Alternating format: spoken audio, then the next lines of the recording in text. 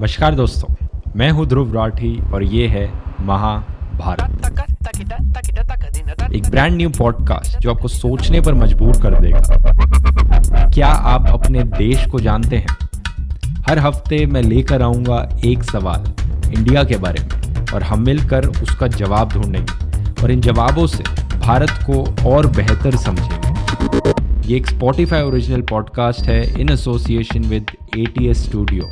Welcome to Mahabharat. A PIL has been filed in the Supreme Court for an SIT probe into death of IB officer Ankit Sharma. We've got some breaking coming in amidst the Tuticorin unrest. Public Fresh PIL has been filed in the Bombay High Court against. अब antibiotic दवाओं की अंधाधुंध बिक्री खिलाफ Bombay high court में एक जनहित याचिका दायर की गई है, जिसमें डॉक्टर की पर्ची के बिना एंटीबायोटिक दवाओं की बिक्री बंद करने की मांग की गई है। PIL यानी पब्लिक इंटरेस्ट लिटिगेशन। दोस्तों, अगर आप खबरों में किसी कोर्ट केस के बारे में सुनते हो तो बहुत लाइकली है कि उस कोर्ट केस के पीछे कोई ना कोई PIL ज़रूर हुई है। किसी भी बड़े कोर्ट केस का एग्जाम्पल लेकर देख लो जो आपने हाल ही में सुना होगा। Triple talaq, right to privacy, Sabarimala, section 377, इन सारे कोर्ट केसेस के पीछे at some point of time कभी ना कभी एक पब्लिक इंटरेस्ट लिटिगेशन फाइल करी गई थी कोर्ट में। हिंदी में कहें तो जनहित याचिका। पर ये PIL होता क्या है? PIL एक पेटिशन है जो कोर्ट में फाइल करी जाती है किसी बड़े सोशल इशू को लेकर जस्टिस पाने के लिए। एक मुकदमा जो पब्लिक की भलाई के लिए दर्ज किया जाता है, तभी इसे हिंदी में कहते हैं जनहित याचिका, जनता की भलाई के लिए। PIL को कोई भी फाइल कर सकता है और ये हमेशा एक हाई कोर्ट या सुप्रीम कोर्ट में फाइल की जाती है। बस इकलौती कंडीशन ये है PIL के बारे में कि एक ऐसे इशू के बारे में होनी चाहिए जो इशू सोसाइटी को अफेक्ट करे या फिर एक सिग्निफिकेंट सेक्शन ऑफ सोसाइटी को अफेक्ट करे कम से कम।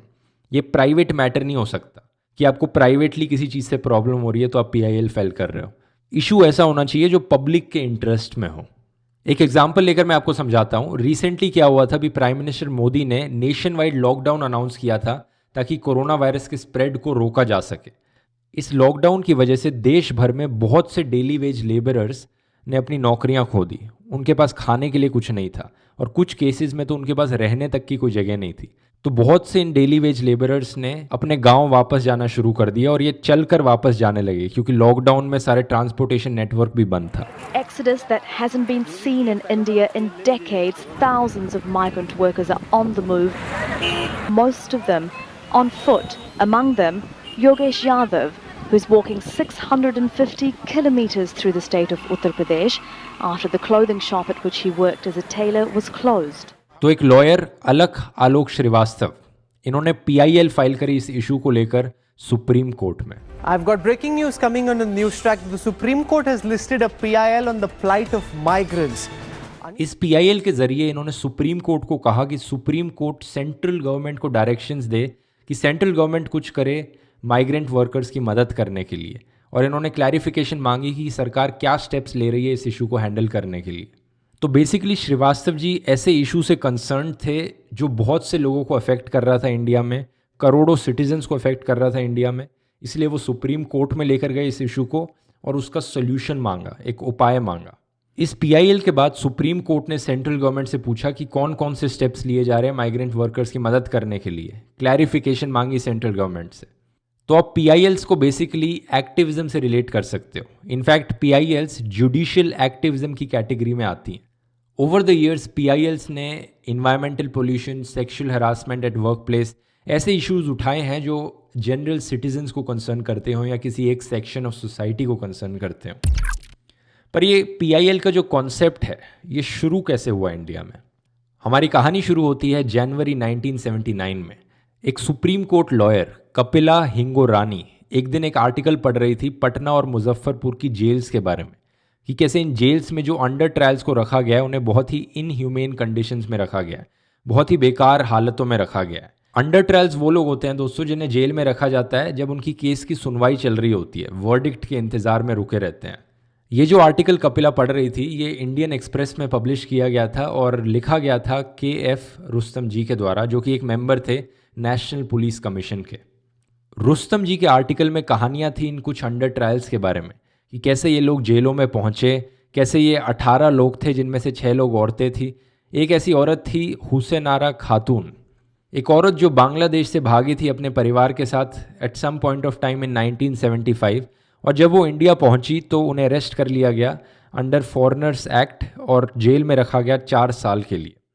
ये सही नहीं था, क्योंकि इंडियन गवर्नमेंट ने उस समय कहा था, आदेश दिया था कि जिन लोगों को अरेस्ट किया जा रहा है फॉरेनर्स एक्ट के अंडर और जो बांग्लादेश से आ रहे हैं उन्हें रिलीज़ कर दिया जाए बॉन्ड पर हुसैन आरा के साथ ये हुआ नहीं और इन्होंने बहुत समय गुजारा जेल में, जबकि कोई गलती भी नहीं थी इनकी।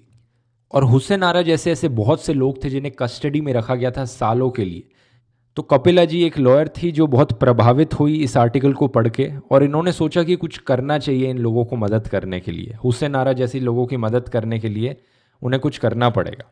तो उन्होंने अपने आसपास वाले लोगों से कुछ एडवाइस मांगा। उनके हस्बैंड निर्मल हिंगोरानी, वो भी एक लॉयर थे, उन्होंने सजेस्ट किया कि एक पेटिशन फाइल करें जिसका नाम है हेबियस कॉर्पस पेटिशन, और यही कपिला जी ने किया। मुझे पता है आप लोग क्या सोच रहे होंगे कि हेबियस कॉर्पस क्या चीज़ है। थोड़ी देर के लिए एक पॉज लेते हैं अपनी कहानी में और कुछ लीगल कॉन्सेप्ट्स को समझते हैं। हमें कहानी में आगे बढ़ने से पहले इन्हें समझना ज़रूरी है, और हेबियस कॉर्पस को समझाने से पहले हमें एक और चीज़ को समझना पड़ेगा, एक और लीगल कॉन्सेप्ट को, जिसका नाम है लोकस स्टैंडाई। इन लीगल कॉन्सेप्ट्स को समझने के लिए मैंने कुछ मदद ली लीगल एक्सपर्ट और ऑथर अनुज भुवानिया से। In the Indian legal system, which broadly follows the British legal system, also called common law, only a person who's the victim in a particular case can approach the court. That is, this is the idea of locus standi, that only if I am directly affected can I approach the court, and nobody else can do that on my behalf ordinarily. तो बात यह है कि हमारे Indian legal system में आप court में complain करने के लिए जा सकते हैं किसी चीज़ को लेकर, सिर्फ और सिर्फ तभी जब आप के साथ कोई नाइंसाफ़ी हुई हो, अगर आप अफेक्ट हुए हो किसी चीज़ से। लीगल टर्म्स में से कहते हैं लोकस स्टैंडाई। लॉजिक बड़ा सिंपल है, अगर आप किसी चीज़ से अफेक्ट हुए हैं तो आप कोर्ट में जाएंगे उसके लिए, किसी और के लिए आप कोर्ट नहीं जा सकते। बेसिकली अपने मुद्दे को उठाने का सिर्फ आप ही के पास राइट है। लेकिन तब क्या होगा अगर आपके साथ नाइंसाफ़ी करी गई है और आप कोर्ट नहीं जा सकते इसको लेकर, जैसे कि हुसैन आरा के केस में, जो कि ऑलरेडी कस्टडी के अंडर थी, तो वो कोर्ट कैसे जाती अपनी प्रॉब्लम बताने के लिए, वो तो जेल में बंद है। ऐसे केसेस में दोस्तों कोई आपका रिलेटिव आपके बिहाफ पे कोर्ट जा सकता है सॉल्यूशन की मांग करने के लिए, और वो कैसे किया जाएगा? हेबियस कॉर्पस पिटीशन के द्वारा किया जाएगा। Habeas corpus has existed in England since the 17th century. The idea behind it is that if somebody is illegal detention, then somebody else who's called the next friend can go on behalf of the victim to court asking for relief. Now, this idea was invoked in the Husain Ara Khatun case by Ms. Hingorani. Habeas corpus solution है specifically ऐसे cases के लिए जहाँ पे जिस इंसान को problem हो रही है, जिस इंसान के साथ नाइंसाफ़ी हो रही है, वो मौजूद नहीं है कोर्ट जाने के लिए, या तो वो जेल में है या मिसिंग है या किसी और तरह की प्राइवेट कस्टडी में है। तो क्योंकि वो इंसान खुद कोर्ट नहीं जा सकता, उनका कोई रिलेटिव कोर्ट जा सकता है उनके बिहाफ पर। तो कपिला जी ने हेबियस कॉर्पस पिटीशन फाइल करी हुसैन आरा और बाकी लोगों को रिलीज़ कराने के लिए। लेकिन एक बड़ी ऑब्वियस प्रॉब्लम थी यहाँ पर, कपिला जी कोई हुसैन आरा की रिलेटिव नहीं थी। इनफैक्ट कपिला जी तो हुसैन आरा को जानती तक नहीं थी, तो कैसे वो फाइल कर सकती थी केस हुसैन आरा के बिहाफ पे? याद रखिए, habeas corpus petition in general किसी रिलेटिव्स के द्वारा फाइल की जाती है, लेकिन फिर भी कपिला जी ने चांस ली अपनी और पिटीशन फाइल करी, और अब ये कोर्ट के ऊपर था कि वो उनकी पिटीशन को एक्सेप्ट करेंगे या नहीं करेंगे। इंटरेस्टिंग चीज़ ये थी कि कपिला जी ने petition as a lawyer file नहीं करी, but as a common citizen file करी, कि वो पब्लिक इंटरेस्ट को प्रोटेक्ट करना चाह रही थी। और ये चीज़ कोर्ट को क्लियरली बताने के लिए जब वो पिटीशन कोर्ट में फाइल करने गई, तो वो अपने नॉर्मल कपड़ों में फाइल करने गई, जो लॉयर के ऑफिशियल अटायर होता है उसमें नहीं गई थी। बेसिकली कपिला जी ये कहना चाह रही थी कि वो हुसैन आरा से रिलेटेड नहीं है, उनकी कोई रिलेटिव नहीं है, लेकिन एक नागरिक होने के नाते देश का वो एक ऐसा इशू उठा रही थी कोर्ट के सामने जिसका सॉल्यूशन वो चाहती थी। और ये एक ऐसा इशू था जो बहुत से ऐसे प्रिजनर्स को कंसर्न करता था, अंडर ट्रायल्स को। तो पहले तो कोर्ट में रजिस्ट्रार्स का ऑफिस बहुत हिचकिचा रहा था कपिला जी की पिटीशन को एक्सेप्ट करने में, क्योंकि ये बहुत ही अनयूजुअल पिटीशन थी। लेकिन कपिला जी लगी रही, परसिस्ट करती रही, और जल्द ही इनकी पिटीशन 3 जज पैनल के सामने आई, justice PN Bhagwati, justice RS Pathak और जस्टिस AD कौशल।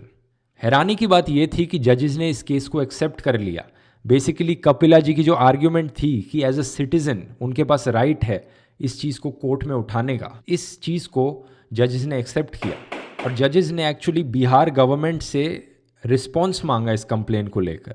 और यहाँ पर चीज़ें बहुत इंटरेस्टिंग हो गई। बिहार सरकार की तरफ से कोई रिस्पॉन्स नहीं आया, तो कोर्ट ने डिसाइड किया कि जो एलिगेशंस लगाए गए हैं बिहार गवर्नमेंट के ऊपर वो सही हैं। कोर्ट ने फिर एक बहुत ही बोल्ड स्टेप लिया और ऑर्डर दिया कि जितने प्रिजनर्स जिन जिन अंडर ट्रायल को इंडियन एक्सप्रेस के न्यूज़ आर्टिकल में मेंशन किया गया था उन सबको रिलीज़ किया जाए। और बस इसी तरह से कपिला हिंगोरानी ने इतिहास रच दिया और हुसैन आरा खातून और बाकी अंडर ट्रायल्स को अपनी आज़ादी मिल गई। इस केस को कहा जाता है Hussainara Khatoon versus state of Bihar case और इसे माना जाता है देश का पहला public interest litigation case. Kapila ji को एक्चुअली में टाइटल भी दिया जाता है द मदर ऑफ PILs। इस केस के माध्यम से जजेस ने ऐलान किया कि कोई भी देश का नागरिक सुप्रीम कोर्ट और हाई कोर्ट के सामने ऐसे केसेस ला सकता है जिनके थ्रू सोसाइटी में वंचित या गरीब लोगों की मदद हो सके। कपिला जी को कोई आइडिया नहीं था कि उनका ये केस एक एग्जाम्पल रच देगा, एक नई कैटेगरी क्रिएट कर देगा पूरे लॉ सिस्टम में, जनहित याचिका। बहुत ही अद्भुत था ये। इस चीज़ की एक और भी एक्सप्लेनेशन है कि जजेस ने कपिला जी की पिटीशन को एक्चुअली में एक्सेप्ट क्यों किया था, क्योंकि 1970s के ज़माने में टॉप कोर्ट्स जो थे इंडिया के, उन्हें एक ऐसी जगह माना जाता था जहाँ पर सिर्फ अमीर लोग जा सकते हैं। जिन लोगों के पास या तो कोई कनेक्शन हो या फिर जो इन्फ्लुएंशियल लोग हो वही कोर्ट तक जा सकते हैं। जो प्रोसेस था कोर्ट तक जाने का, उसे ऐसा माना जाता था कि वो बहुत ही डरावना और एक्सपेंसिव प्रोसेस है। कोर्ट एक ऐसी जगह नहीं थी जहाँ पर एक आम आदमी, स्पेशली एक गरीब आदमी देश का, जा सकता था जस्टिस की डिमांड करने। जस्टिस PN भगवती उन जजेस में से थे जिन्होंने हुसैन आरा के केस में जजमेंट दी थी। इन्होंने कहा कि ये और बाकी जजेस सुप्रीम कोर्ट के कुछ ऐसा करना चाहते थे कि जिससे कोर्ट्स को और एक्सेसिबल बनाया जा सके आम जनता के लिए देश में। mylaw.net वेबसाइट को इंटरव्यू देते हुए इन्होंने ये कहा, You see, when I became a judge, or rather even Chief Justice, I went to the rural areas of Bihar, Orissa, UP, and I saw stark naked poverty. You see, when I went there, since I was a judge of the Supreme Court, people came in large numbers, and I could see that hardly had food, hardly any proper clothing, and I realized that my justice was not reaching them at all. My justice was confined only to a few fortunate few rich people who could come to the court. Because when you want to go to a court, you have got to go to a lawyer. It means a lot of cost, which poor men cannot afford. तो जब कपिला जी court में अपनी petition लेकर आई, justice Bhagwati जैसे जजेस ने finally decide किया कि अब टाइम आ गया है कि कोर्ट अपने दरवाजे खोल दे गरीब लोगों के लिए। तो 1981 में कुछ ही समय बाद हुसैन आरा के केस के जस्टिस भगवती ने कहा, it must not be forgotten that procedure is but a handmaiden of justice and the cause of justice can never be allowed to be thwarted by any procedural technicalities. ये उन्होंने कहा था एक और case के verdict में, SP Gupta versus union of India का case था। जस्टिस भगवती ने कहा कि कोर्ट को कोशिश करनी चाहिए कि लीगल प्रोसीजर्स आसान बनाए जा सके आम जनता के लिए, ताकि वो लोग भी कोर्ट जा सकें, एक आम इंसान भी देश का कोर्ट जा सके। इन्होंने डिक्लेयर किया कि देश में हर किसी को आज़ादी है कोर्ट्स के अंदर आने की और सोल्यूशन डिमांड करने की, ऐसे इश्यूज़ के बारे में जो उन्हें लगता हो सोसाइटी को अफेक्ट कर रहे हैं। और अगर इसके लिए लीगल प्रोसीजर और उसकी कॉम्प्लिकेटेडनेस को हटाना पड़ेगा तो हटाया जाएगा उससे। और यही एक रीज़न था दोस्तों कि PILs बड़े पॉपुलर बन गए। इनफैक्ट ये दो जजेस, जस्टिस भगवती और जस्टिस कृष्णा अय्यर, इन्हें आर्किटेक्ट्स कहा जाता है PIL का। उस समय तो इन्होंने कोर्ट का प्रोसीजर इतना आसान बना दिया था कि इन्होंने लेटर्स भी एक्सेप्ट करने शुरू कर दिए थे। लोगों को फॉर्मली पिटीशन लिखने की ज़रूरत नहीं थी, अगर वो खत भी लिखते कोर्ट को तो भी कोर्ट उन्हें एक्सेप्ट करने लग गया था। और एक और भी रीज़न था इसका, 1970s में इमरजेंसी के बाद सुप्रीम कोर्ट और सुप्रीम कोर्ट के जजेस की रेपुटेशन इतनी अच्छी नहीं थी, तो अपनी रेपुटेशन को सुधारने के लिए, एक सोल्यूशन ढूंढने के लिए इन्होंने सोचा PIL बड़ा अच्छा आइडिया होगा। Supreme court full on activist mode में चला गया, ना सिर्फ PILs को एक्सेप्ट करने में बल्कि PIL केसेस में फैक्ट्स की इन्वेस्टिगेशन करने में भी सुप्रीम कोर्ट ने एक बड़ा रोल प्ले किया। जल्दी और क्विक डिसीजंस लेने लगा सुप्रीम कोर्ट और रिलीफ भी देने लगा इंटरिम ऑर्डर्स के द्वारा। और कुछ केसेस में तो सुप्रीम कोर्ट मॉनिटर भी करने लगा वर्डिक्ट की इम्प्लीमेंटेशन को। तो बेसिकली पीआईएल के द्वारा कोर्ट ने बहुत सारे ऐसे अलग अलग रूल्स को आसान बना दिया, हटा दिया, ताकि पूरी तरह से पूरे सिस्टम को आसान बनाया जा सके गरीब लोगों के लिए, आम आदमी के लिए। ओवर द ईयर्स पीआईएल की संख्या बढ़ती ही रही है। बहुत से ऐसे इंपॉर्टेंट वर्डिक्ट्स हैं जो दिए गए हैं पीआईएल के द्वारा। इनमें से एक ऐसा वर्डिक्ट है राइट टू फूड कैंपेन, जो आर्ग्यू करता है कि हर इंसान को देश में एक फंडामेंटल राइट है भूखमरी से फ्री होने का, मैल न्यूट्रिशन से फ्री होने का, और ये प्राइमरी रिस्पॉन्सिबिलिटी है हर स्टेट की कि कोई भी इंडियन भूखा ना जाए। तो एट दिस पॉइंट आपको लग रहा होगा दोस्तों कि पीआईएल्स तो बहुत ही यूज़फुल हैं और बहुत ही इंपॉर्टेंट पार्ट है ना लॉ का।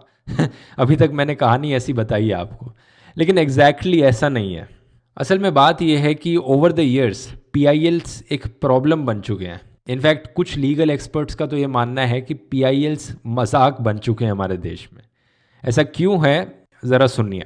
The Gujarat High Court issued notices to the developers of Pokemon Go, the central government as well as the state government. This after a petitioner alleged that the game is disrespectful to Hindus and Jains. His rationale, while Pokemon Go allows people to capture eggs inside temples, which is according to the petitioner outrageous.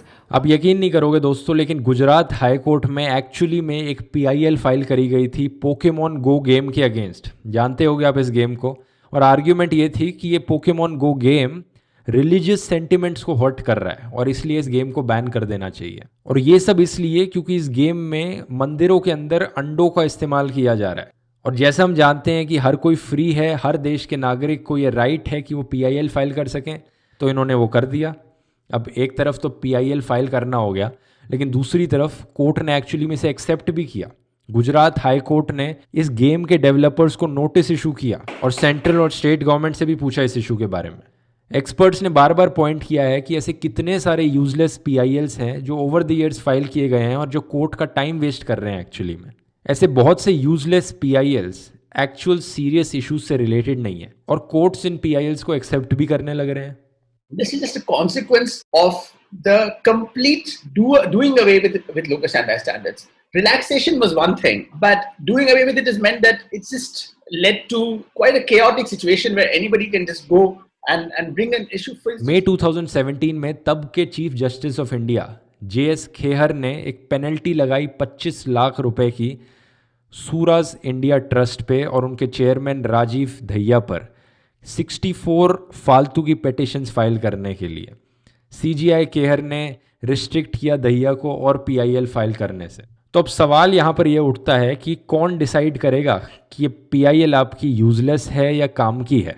अब जिस इंसान ने वो Pokemon गो वाली PIL file करी थी वो तो कहेगा कि मेरी राय में ये पोकेमॉन गो वाला अंडों का इशू बहुत ही सीरियस है, ये सोसाइटी को कंसर्न करता है, हम लोग इसका मजाक उड़ा सकते हैं। तो कहाँ पर ये लाइन ड्रॉ करी जाए कि कौन सा इशू सीरियस है, कौन सा इशू यूजलेस है, ये हम सबको सोचना होगा। एक्सपर्ट्स पॉइंट आउट करते हैं कि जब भी जजेस किसी केस की सुनवाई करने के लिए बैठते हैं तो पैसा खर्च होता है उसमें, और ऐसे कितने इंपॉर्टेंट केसेस हैं जो लटके पड़े हैं, उनकी सुनवाई डिले होती है ऐसी फालतू की पीआईएल्स की वजह से। और एक दूसरा पॉइंट भी है यहाँ पर जिसको लेकर पीआईएल्स को क्रिटिसाइज़ किया जाता है कि बहुत से लोग कहते हैं कि जो लोग पीआईएल्स की पिटीशन फाइल कर रहे हैं वो अपनी पब्लिसिटी के लिए कर रहे हैं। अगर वो केस टॉप कोर्ट्स में चला गया और कोर्ट ने एक्सेप्ट कर लिया तो वो हेडलाइंस में आएगा अखबारों की, और अगर हेडलाइंस में आएगा तो जिस इंसान ने पिटीशन फाइल करी है उसके लिए बड़ी अच्छी पब्लिसिटी है।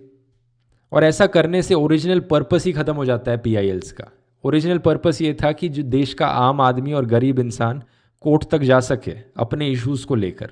तो शायद यहाँ पर पिटिशनर्स को और कोर्ट्स को भी अपने आप से ये सवाल पूछने की ज़रूरत है कि क्या ओरिजिनल आइडिया जो पीआईएल्स के पीछे था, जो वैल्यूज़, जो प्रिंसिपल्स पीआईएल्स के पीछे थी जब पीआईएल्स को इंट्रोड्यूस किया गया था, क्या उन्हें आज देखा जा रहा है? क्या जनहित याचिका के मूल आदर्शों को बरकरार रखा जा रहा है? ये सोचने वाली बात है। यहाँ पर मैं आपको भी कहूँगा आप भी सोचकर देखिए, रिसर्च करके देखिए अपनी पीआईएल्स पर और अपना ओपिनियन बनाइए। इस एपिसोड के लिए इतना ही दोस्तों, मिलते हैं अगले हफ्ते। I'm Dhruv Rathi and you've been listening to Mahabharat, a Spotify original podcast created in association with ATS Studio.